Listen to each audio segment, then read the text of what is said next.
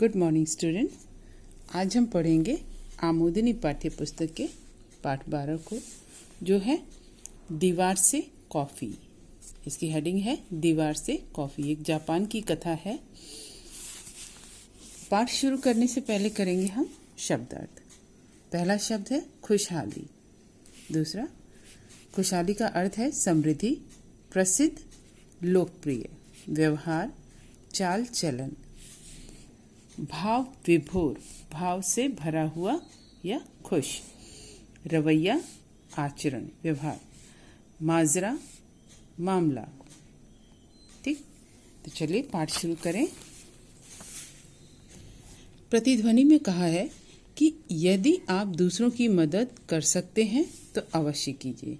यदि आप में क्षमता है, सामर्थ्य है दूसरों की मदद करने की, तो आप ज़रूर कीजिए।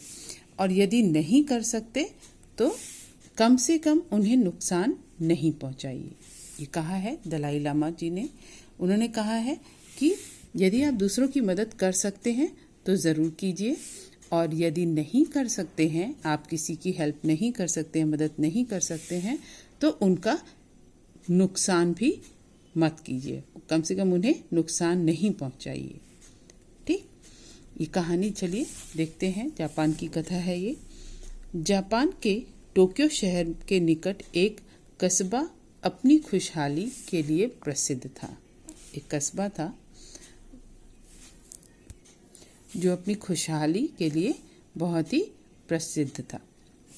खुशहाली, वहाँ पे बहुत ही समृद्धि थी। एक बार एक व्यक्ति उस कस्बे की खुशहाली का कारण जानने के लिए सुबह सुबह वहाँ पहुँचा। कस्बे में घुसते ही उसे एक कॉफ़ी शॉप दिखाई दी। उसने मन ही मन सोचा कि मैं यहाँ बैठकर चुपचाप लोगों को देखता हूँ, और वह धीरे धीरे आगे बढ़ते हुए शॉप के अंदर लगी एक कुर्सी पर जाकर बैठ गया। देखो, यहाँ पर लिखा है कि जापान के टोक्यो शहर में एक कस्बा था, टाउनशिप थी, जहाँ पर लोग जो है बहुत ही खुशहाल थे, प्रसिद्ध, समृद्धशाली थे, और इसकी समृद्धि दूर दूर तक फैली हुई थी। एक बार एक व्यक्ति ये देखने के लिए आया कि इस कस्बे में खुशहाली कैसे है। वह सुबह सुबह वहाँ पहुँचा और कस्बे में घुसते ही उसने क्या देखा कि एक कॉफ़ी शॉप दिखाई पड़ी। उसने मन में सोचा, मैं यहाँ बैठकर चुपचाप लोगों को देखता हूँ, और वह धीरे धीरे आगे बढ़ते हुए शॉप के अंदर लगी एक कुर्सी पर जाकर बैठ गया। वहाँ से देखने लगा कि यहाँ की खुशहाली का राज क्या है। कॉफ़ी शॉप शहर के रेस्तरां की तरह ही थी, पर वहाँ आने वाले लोगों का व्यवहार उसे कुछ अजीब लगा। एक आदमी शॉप में आया और उसने 2 कॉफ़ी के पैसे देते हुए कहा, 2 कप कॉफ़ी, एक मेरे लिए और एक उस दीवार पर।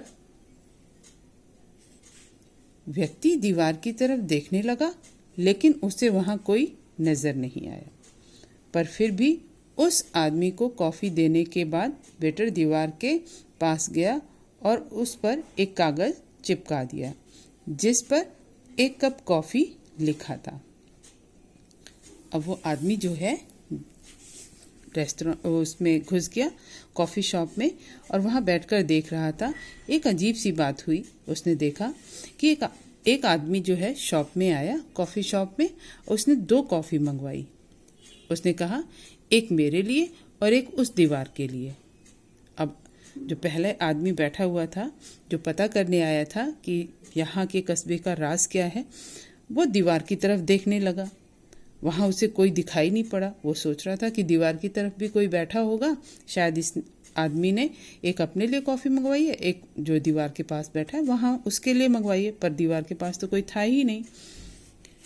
फिर क्या देखा उसने कि वेटर जो है 2 कॉफ़ी लाया, एक उसने उस आदमी को दी, दूसरा दीवार के पास गया और उस पर एक कागज़ चिपका दिया, जिस पर लिखा था 1 कप कॉफ़ी।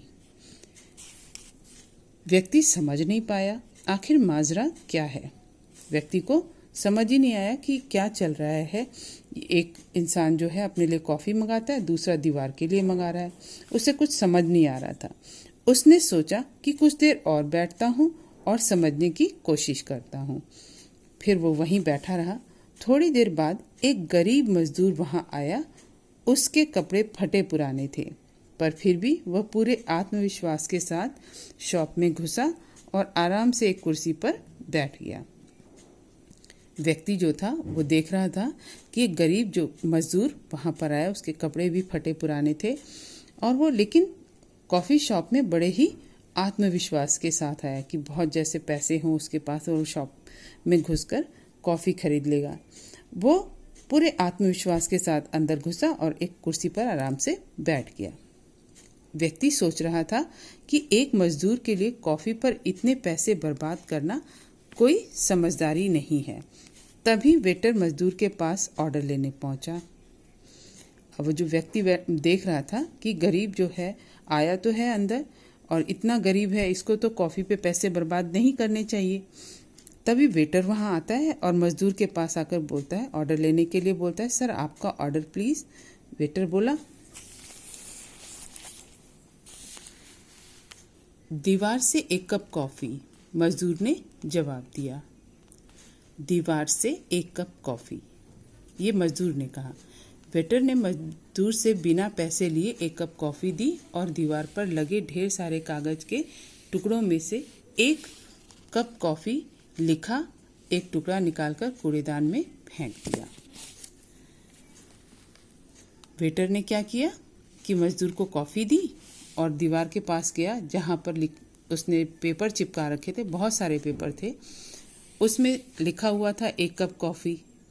दीवार पर पेपर जो चिपके हुए थे उन पेपर्स पे एक कप कॉफ़ी लिखा हुआ था, बहुत सारे पेपर थे। उसमें से वेटर ने एक टुकड़ा निकाला और उसे डस्टबिन में फेंक दिया, कूड़ेदान में फेंक दिया और मजदूर को कॉफ़ी लाकर दे दी।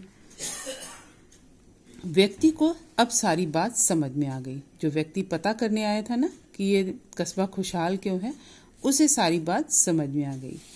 कस्बे के लोगों का ज़रूरतमंदों के प्रति रवैया देखकर वह भाव विभोर हो गया कि उसने देखा कि कस्बे के लोग जो है, जो ज़रूरतमंद होते हैं, उनके लिए कैसा व्यवहार रखते हैं, कैसा आचरण रखते हैं। ये देखकर वो बहुत ही खुश हो गया।